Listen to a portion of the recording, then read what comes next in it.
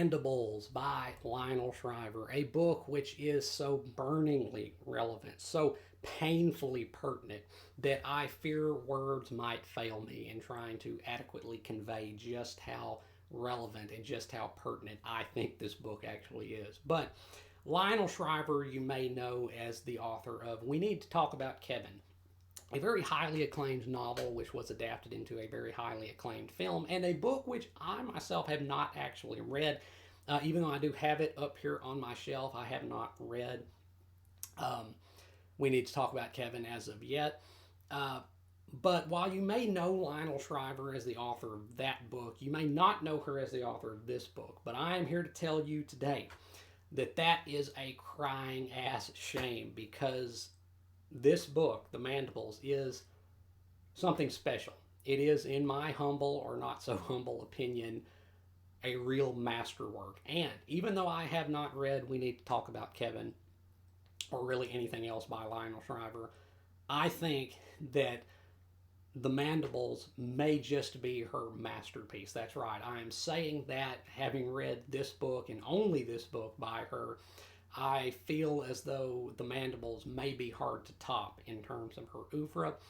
But what is this book actually about? What is the story of The Mandibles? Well, The Mandibles is something of an apocalyptic tale fused with a dystopian tale. It is something of what you might call, for lack of a better term, a soft apocalypse.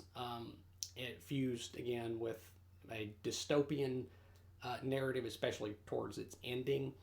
Now, apocalyptic fiction and dystopian fiction are two very popular genres of fiction. People love to fantasize about the end of the world and how society might collapse. And they also like to fantasize about oppressive regimes and totalitarianism. But while there are a lot of examples of apocalyptic and dystopian literature out there, I would dare say there are few, if any, which match this book in terms of sheer realism and plausibility. This is, bar none, the most feasible, realistic, and grounded story of either of those two genres I have ever read in my life. This book was deeply uncomfortable reading. I mean that like legitimately. I mean that also as praise. It is an unsettling book to read because of just how plausible it feels. It's set in the near future, but it feels like a future that really is just around the corner and very well may materialize if things don't change. You know, they say with speculative fiction there are questions such as, what if this happens, or what if this goes on? This is definitely one of those what if this goes on type books. And the places where this book goes with that line of thinking, what if this goes on, are alarming and disturbing. But once again, so like just plausibly imaginable that it truly is something of an uncomfortable book to read. But once again, I mean that as the highest praise.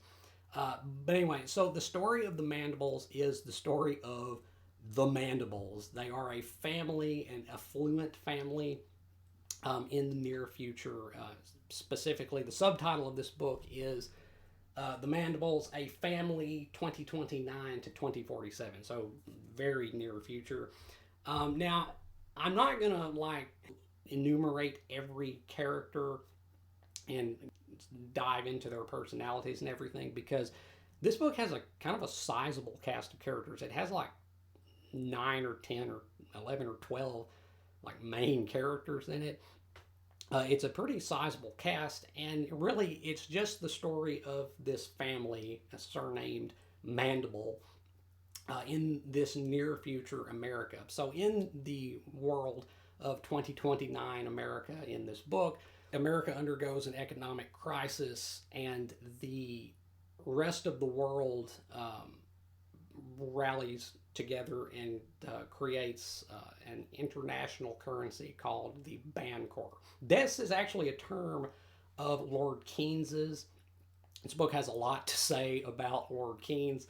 The Bancor was a proposed supranational currency which Lord Keynes had advocated back in the day, rather than having the American dollar be the world's global reserve currency. But so in the world of this book, the rest of the world latches onto a new international currency called the Bancor, which supplants the US dollar as the global reserve currency.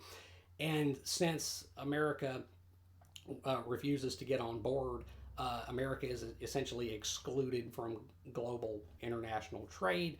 And so this causes some serious problems. What's even causes even more problems is that I believe certain other countries in this book, like China and the countries that own substantial shares of our national debt, want the debt paid. But in light of the Bancor dollar war, the American president in this book announces that America will repudiate its debt, that we will not be paying back all that we owe, and that we are resetting the national debt to zero.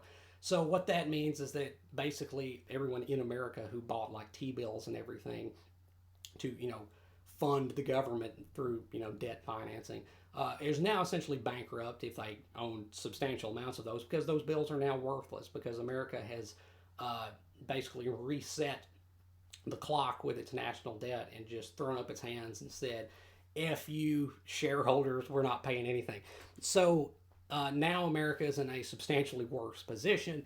And going from there, America resorts, as governments tend to do, it seems, to printing copious amounts of money in order to keep funding its programs and such, which leads to like Weimar Germany levels of hyperinflation, which eventually causes America's economy and civilization to just implode, and eventually it goes full on Mad Max, where like robbery and murder are just like commonplace everyday occurrences.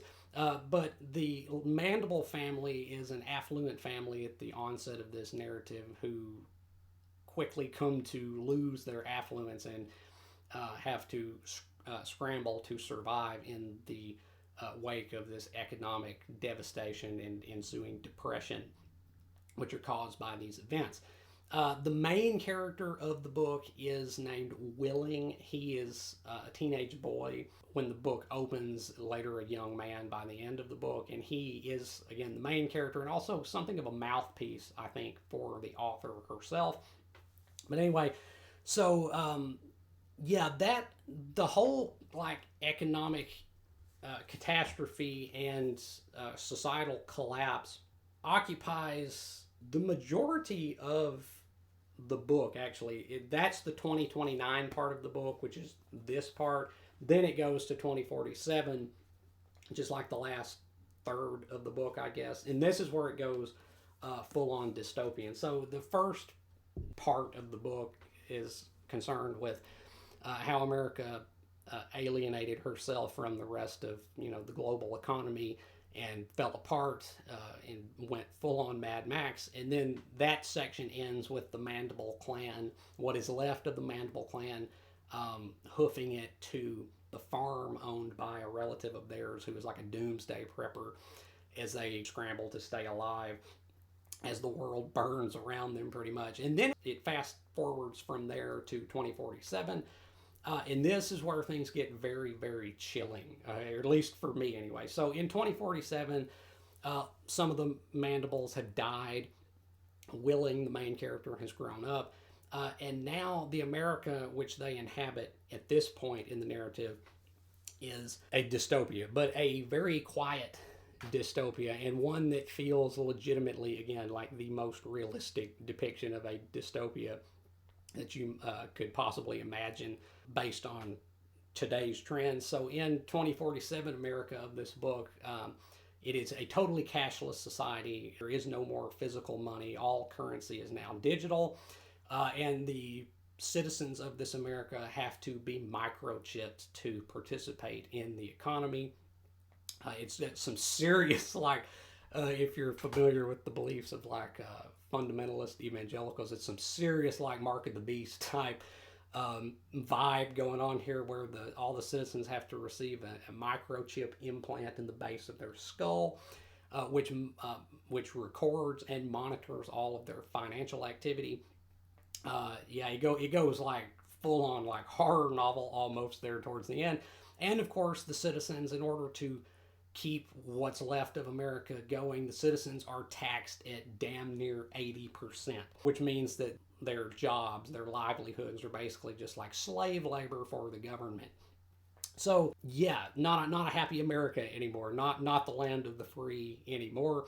And Willing does not like this, and what's left of his kin do not like this. But lucky for them, the state of Nevada during the economic collapse seceded from the Union and founded its own sovereign nation. And it's kind of just like this blank zone that no one really knows about. But in the end of the book, by the end of the book, Willing and what's left of his family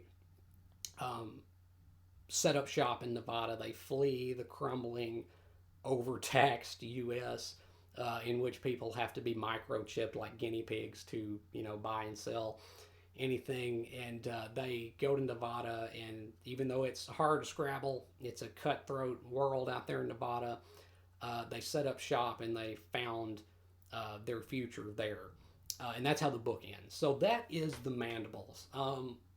Let's talk about the technical qualities of the story, and let's talk about some of what this book says, because that really caught me off guard. So first off, the writing in this book. The Mandibles is a very well written book, and I had no idea what Lionel Shriver's style was like prior to reading this book.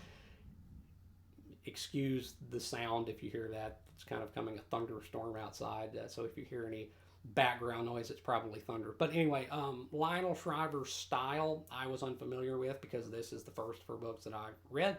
But it is very witty, and it is also caustically funny, even though this by rights is a very dark and kind of grim book.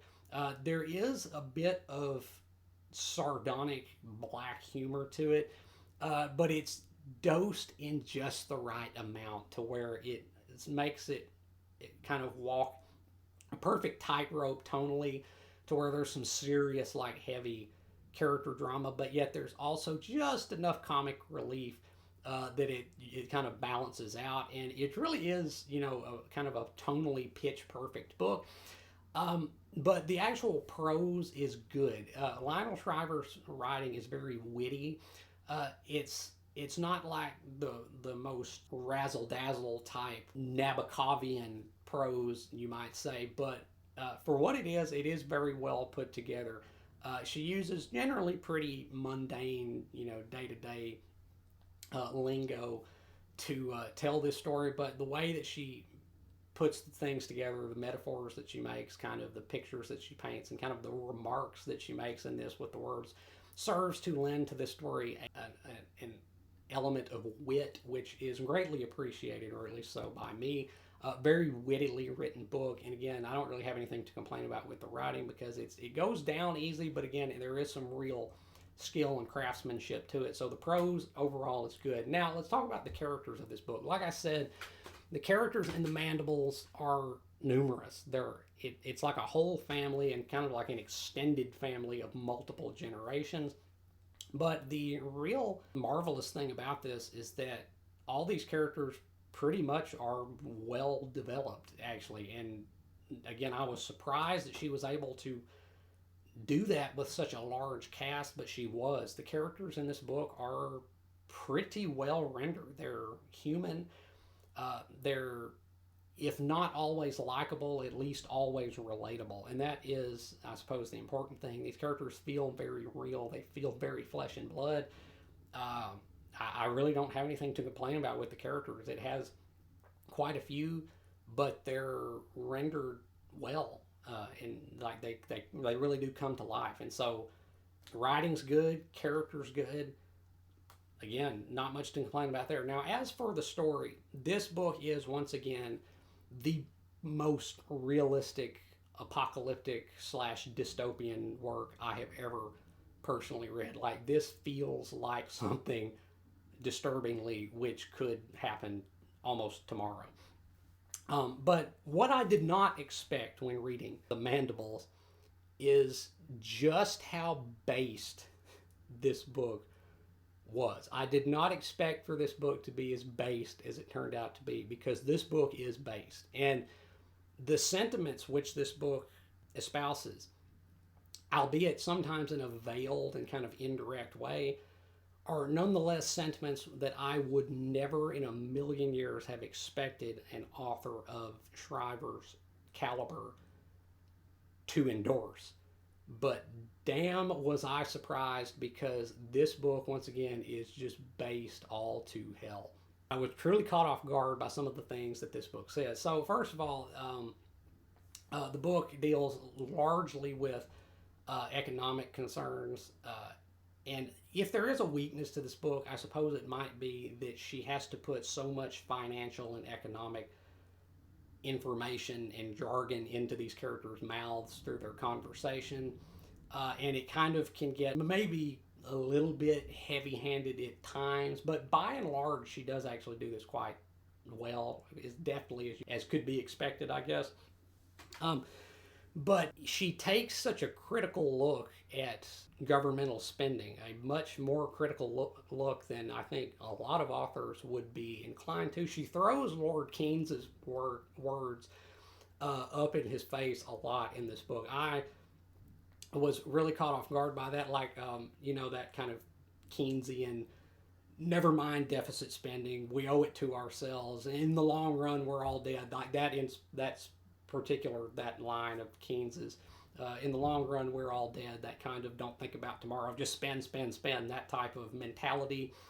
She really takes issue with, and rightly so, in this book. But beyond just the economic concerns, we have social things that she says in this book, which I would, once again, never in a million years have thought that an author of her stature would have espoused. And again, at times it's kind of veiled, it's kind of indirect, to where you might not necessarily 100% pick up on what she's actually saying. But if you have a keen eye and you're kind of attuned to certain things, you might notice what she's saying. But there's an instance in the book where the characters, because in the world of the Mandibles, America has such a massive Hispanic population now due to mass immigration. Good God, that is, like, again, just one of the most prescient things in this book. This book was written, I believe, or published, I believe, in 2016, but like, Mai had a crystal ball, I guess, when she was writing this book, because that's quite burningly relevant, I would say. But anyway, so America has such a high Hispanic population now in the imagined near future of this book. And there's this instance where Willing's home, his mother's home, is being raided by the police for gold, because the government outlaws the ownership of gold, just like FDR did back in the 30s. Just one of the most tyrannical executive orders ever passed in this country. They do it again in this book, and gold is now verboten. So the feds, the man comes door to door to seize all gold, and Willing's mother's boyfriend is Hispanic, and one of the cops, like, or military personnel, whatever they are, they make some kind of derogatory remark, and the boyfriend character, whose name is Esteban, like, responds like, I could get you for some kind of racial insensitivity or some kind of speech crime, which is like very, very eerily close to what some of the things that they have, like, now in, like, the United Kingdom, like literal speech crimes where you can't call people certain things, or they're going to haul your ass in, that kind of thing. So again, I was like, that's hitting too close to home. But then there's also this character in the book who comes from France. She is a Mandible who is kind of an expat who went to France, but she comes back to the U.S. As things are hitting the fan. And there's this remark that she makes about how, well, in France, there's just zones that you can't go because of the Muslim population, that France has pretty much just given up. And the big surprise there, France given up, I guess. I'm just jesting, of course. But she remarks that, like, there are just places in France you don't go because it's pretty much just Sharia law. Islam has pretty much just taken over. I was like, oh shit, she said the quiet part out loud with that. I was like, damn, she is really not tiptoeing around with this book. And then, of course, when we get to the end of the book, the final section of the book where we're in the future, of course, the Second Amendment is totally like repealed, but they do it with that argument that you hear now sometimes. Well, actually, the Second Amendment was only pertaining to militias, like state regulated militias. The individual never had any right to own firearms. Never mind, that's complete bullshit. But that's the argument with which they repeal the Second Amendment in this book. But then, again, the cashless society, the microchipping thing, just hits way too close to home, way too close to the bone. And like, if you're out there right now saying like, well, that would never happen, no government would ever do that, that's totally unrealistic, I want you to do me a favor right now. I want you to reach up inside your ass and pull your head back out, because if you really think that, please don't be that naive. But anyway, then when we get to like the end of the book where they make it to Nevada, it's, you know, its own sovereign independent nation now. And they have like, they're on a gold standard. Like seriously, like what she's like, what the economics of Nevada are. By the time you get to the end of the book, it's damn near something like you might read in this book. They're on a gold standard, and they have just a 10% flat tax across the board. They have no Social Security or Medicare or Medicaid, just no welfare state at all. And like they're down with that. Like the book kind of endorses that, and I was like, damn, base. Like seriously, there's a part earlier on in the book where one of the characters is caring for another character who is like an old woman with dementia. And Willing, the main character, who I think is like the author's mouthpiece character, is like, you know, she's really just dead weight. We ought to just put her down. It's the type of people like that who are dragging society down. I was like, wow, that's cold as hell. And then there's a scene early on where one of the characters is caring for this dementia afflicted old lady, and there's just this remark where he says like, you know, people talk about human rights and human dignity and that every human life has worth, but if you want to be cared for, if you want like material benefits, you damn well better have value to someone else. And I'm like, wow, just incredibly based. Like she understands, gets it. Lionel Shriver apparently gets it. And then, like I said, when you get to the end of the book where they're in Nevada, one of the characters is like just laying down the law, just kind of like explaining how the Nevadan economy works, and he's like, yeah, you know, there's no welfare here at all. There's no Social Security.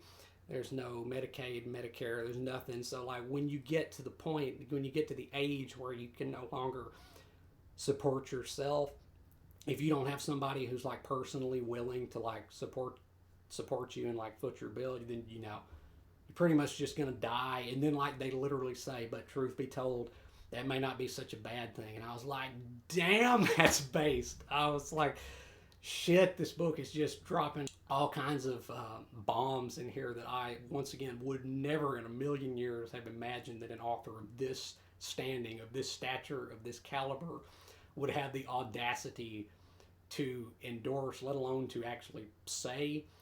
But it goes there. And this book is just like, once again, it's truly something special. It is really something special.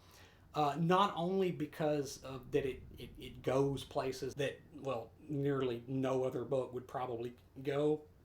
In fact, by the end, it really did feel sort of like reminiscent of like Atlas Shrugged, of like these people being tired of working job after job, working multiple jobs, living hand to mouth, getting taxed at like 80%. So they pack up and go to Nevada, which is like, you know, the new frontier basically. It felt literally like some kind of Gulch type Atlas Shrugged thing.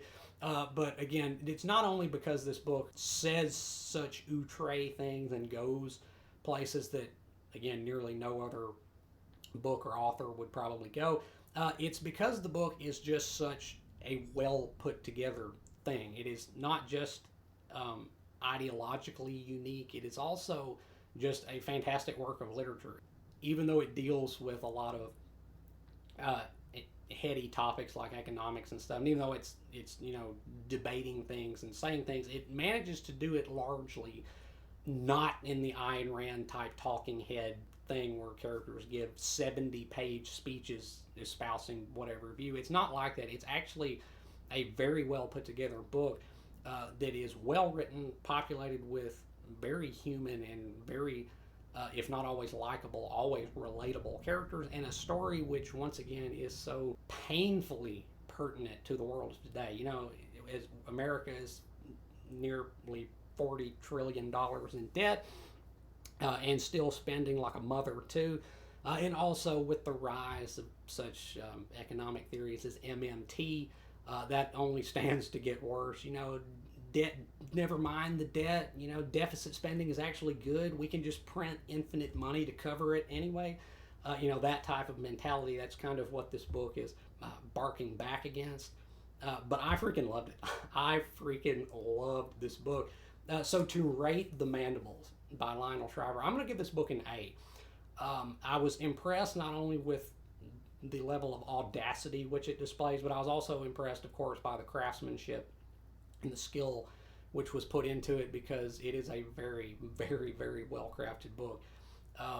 It might ruffle some feathers. This is definitely a book that can ruffle some feathers, but you can't say it's not like a good, well written book. Like, again, the writing is great, the characters are great, the story is alarming, disturbing, and fascinatingly relevant to the world of today, because it really does feel like a future that could be just right around the corner. So, yeah, The Mandibles getting a hard A from me. It's that good, in my opinion. In fact, this book is almost certainly going to end up on my 10 best reads of the year list at year's end, and I'm going to go so far as to say that it's probably going to be a strong contender for number one.